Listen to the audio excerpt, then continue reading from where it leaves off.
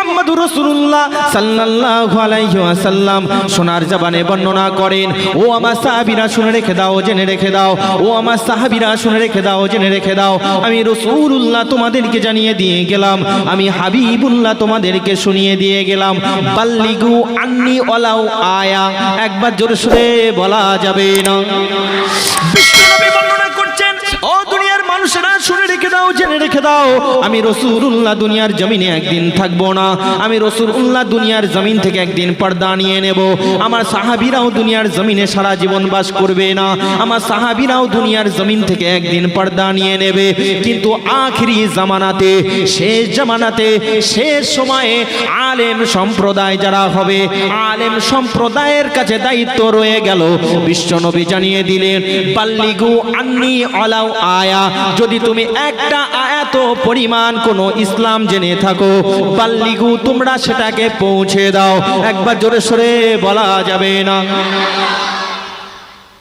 রাসূলুল্লাহর বাণী, রাসূলুল্লাহ জীবন দশাতে সাহাবীদেরকে সামনে রেখে গোটা উম্মতে মুহাম্মাদীদের কাছে প্রচার দিলেন, বাল্লিগু আন্নি ওয়ালাউ আয়া, যদি তুমি একটা নিদর্শনও জানো, মানে শরিয়াতের একটা হুকুম আহকাম এর জ্ঞান যদি তোমার থাকে, যদি তুমি আলেম হও, তাহলে আমি নবী আমার দ্বীনের প্রচারের দায়িত্ব তোমার ঘাড়ে চাপিয়ে দিলাম, মানুষের কাছে প্রচার দিতে হবে। এটা বলেন সুবহানাল্লাহ।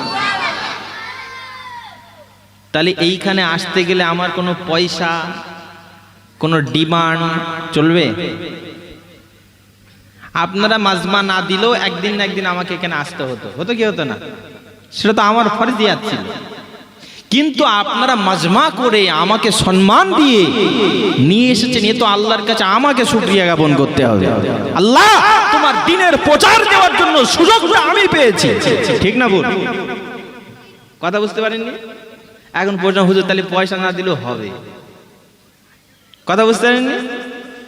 আবার তাহলে প্রশ্ন হবে, হুজুর যারা তাহলে সত্যিকারে ডিমান্ড করে পয়সা নেয় তাদের কি বলবেন? হবে কি হবে না? ওই জন্য বলার আগেই বলেছিলাম ডোন্ট মাইন্ড, যেন কিছু মনে করবে না। বিষয়টা আমাদের কাছে সহজ করে দিয়েছে, আমাদের প্রচারে সহজ করে দিয়েছে। এখন আমাদের কাছে প্রশ্ন হবে এটাই যে হুজুর যদি তাহলে আপনি সুযোগ পেয়েছেন, তাহলে এইখানে 2 ঘন্টার টাইমে আপনি আমাদেরকে ইসলাম শিখান, ইসলাম শেখান, যা আপনি শিখেছেন তাই আমাদেরকে শেখাবেন। আর এইখানে যদি আমি বসে নাজরানার মোহাব্বতে বলি, পয়সার লোভে বলি, মানুষের মনোরঞ্জন করা কিছু কাহিনী দিয়ে আর মানুষকে কাঁদানো আর হাসানো দিয়ে যদি আমি মানুষের মন জয় করবার উদ্দেশ্য নিয়ে বসে পড়ি, আর যদি তাই করি, তাহলে এর সমস্ত গোনা আমার নিতে হবে কি হবে না? হবে তো? বিষয়টা হচ্ছে এটা। এবার এইটাকে একটু পাল্টে দিয়ে বুঝুন, এই যা বক্তব্য যতটুকু দিয়েছি এইটাকে পাল্টিয়ে দেখে বুঝুন। অনেকের মানুষ যারা আপনারা বসে আছেন, আপনাদেরকে বলছি না, যারা বাইরে আছে, তাদের ব্রেনটা কেমন মনে হচ্ছে যে সন্ধ্যাবেলা সবে তো একটা হুজুর উঠেছে, কম রেট, হ্যাঁ কম রেট, পয়সা চায় না, তার বায়ান কেমন হবে জানি না, তবে পিছনে তো বড় বড় কমার্শিয়াল হুজুর আছে, যাদের ভিউও বেশি, যাদের অর্থও বেশি, যাদের ডিমান্ডও বেশি, তার বক্তব্য লাস্টে হাত মোনাজাত করবো, ইনশাল্লাহ সব পেয়ে যাবো। এরকম আছে কি নেই চিন্তা ভাবনা? এখন সন্ধ্যাবেলা কেন যাবো? এখন সারা রাত হচ্ছে, শেষের দিকে যাবো, আছে কি নেই বলে? কথা বললে বক্তব্য ধারা পাল্টাবে, আপনারা কথা না বললে আমি বুঝতে পারবো না আপনারা কি বুঝছেন। আছে চিন্তা ভাবনা, আপনারা আসছেন, অনেকে আপনারা যারা বসে আছেন এদের মধ্যেও চিন্তা আছে, খানিকক্ষণ থাকি তারপরে বাড়ি যেয়ে শুয়ে পড়বো। আবার বাইরে যারা আছে তাদের চিন্তা আছে, এই তো সবে শুরু হলো, এক্ষুন ঢুকে কি করবো, এর চাইতে বড় বড় মোটা মোটা হুজুর আসবে, তাদের শুনবো। আছে কি না? আচ্ছা বলেন, উভয় পক্ষের যাদের চিন্তা এমনটা আছে, তারা কতটা গলত না ঠিক? গলত, বেশাক গলত।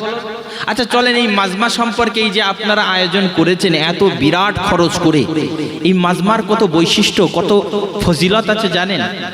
বলবো একটু, বলবো? এখান থেকে 1500 বছর আগে বিশ্বনবী মুহাম্মদুর রাসূলুল্লাহ সাল্লাল্লাহু আলাইহি ওয়াসাল্লাম সোনার জবানে বর্ণনা করেন, ও আমার সাহাবীরা শুনে রেখে দাও, জেনে রেখে দাও, আমি রাসূলুল্লাহ তোমাদেরকে জানিয়ে দিয়ে গেলাম, আমি হাবিবুল্লাহ তোমাদেরকে শুনিয়ে দিয়ে গেলাম, তলাবুল ইলমি ফারিদাতুন আলা কুল্লি মুসলিমি ওয়া মুসলিমা। একবার জোরে সরে বলা যাবে না? যেহেতু আমি আপনাদেরকে বুঝিয়েছি, একটা আয়াত পরিমাণ যদি তোমার শরীয়তের জ্ঞান থাকে, তুমি মাজমায় যে শরীয়তের জ্ঞান সঞ্চয় করো, তুমি আলেম হলে তোমার শরীয়তের জ্ঞান মানুষের কাছে পৌঁছে দাও। সেই জন্যই আমি এই হাদিসটি আপনাদের কাছে উপস্থাপন করছি। এই শরীয়তের জ্ঞান শিক্ষা করা কোরআন হাদিসে কতটা বাঞ্ছনীয়। বিশ্বনবী বর্ণনা করেন, তলাবুল ইলমি ফারিদাতুন আলা কুল্লি মুসলিমি ওয়া মুসলিমা।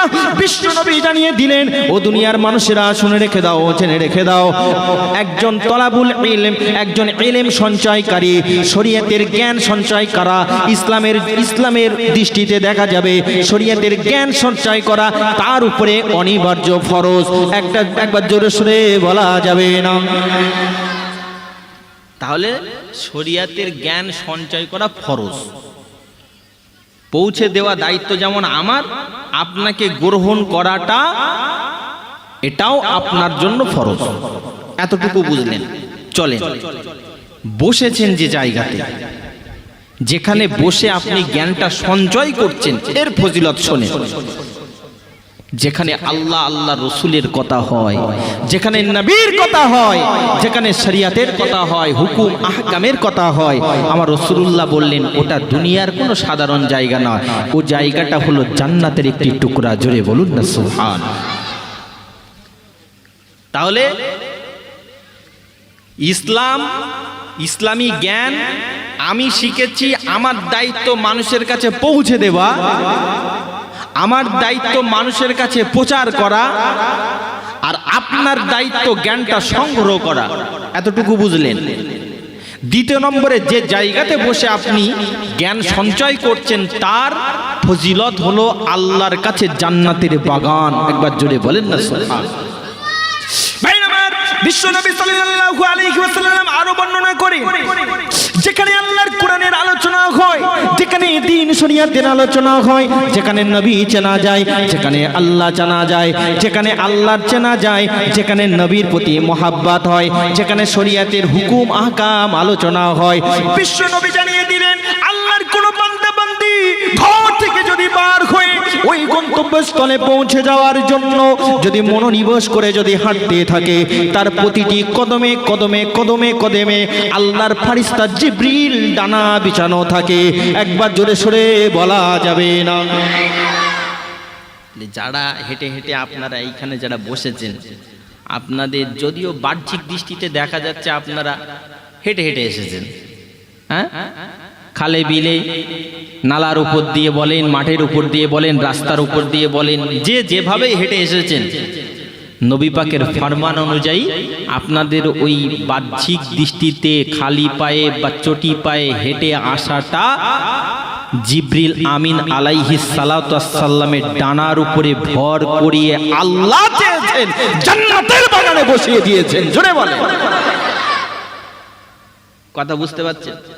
জ্ঞান এখনো সঞ্চয় হয়নি, ওয়াজ কিন্তু শুরু হয়নি, প্রাথমিক ডোজ। কথা বুঝতে পারছেন? শুধু তাই নয়, যারা বাইরে ঘুরছেন তাদের হয়তো চিন্তা চেতনা যেমনই থাক, যারা ঢুকেছেন তাদের কত ফজিলত শোনেন। এখান থেকে ১৫০০ বছর আগে বিশ্বনবী মুহাম্মদুর রাসূলুল্লাহ সাল্লাল্লাহু আলাইহি ওয়াসাল্লাম সোনার জবানে বর্ণনা দেন, ও আমার সাহাবীরা শুনে রেখে দাও, জেনে রেখে দাও, আমি রাসূলুল্লাহ জানিয়ে দিলাম, আমি হাবিবুল্লাহ জানিয়ে দিলাম, যেখানে আল্লাহর আলোচনা হয়, যেখানে নবীর আলোচনা হয়, যেখানে শরীয়ত জানা যায়, যেখানে কোরআন বোঝা যায়, যেখানে নবীর হাদিস নিয়ে আলোচনা হয়, যেখানে হুকুম আহকাম নিয়ে আলোচনা হয়, যেখানে শরীয়তের ফতোয়া নিয়ে আলোচনা হয়, যেখানে শরীয়তের মাসলাক নিয়ে আলোচনা হয়, বিশ্বনবী জানিয়ে দিলেন, আল্লাহর কোন বান্দা বান্দি ঘর থেকে থেকে যদি বার হয় আর ওই গন্তব্যস্থলে পৌঁছে যে যদি শরীয়তের জ্ঞান সঞ্চয় করবার উদ্দেশ্য নিয়ে বসে যায়, বিশ্বনবী জানিয়ে দিলেন কাল কিয়ামতের মহাময়দানে, কাল কঠিন বিচারের দিনে, যেদিন কেউ কারো হবে না, যেদিন বাপ বেটার হবে না, বেটা বাপের হবে না, যেদিন রক্তের সম্পর্কের কোনো মানুষ কাজে আসবে না, বিশ্বনবী জানিয়ে দিলেন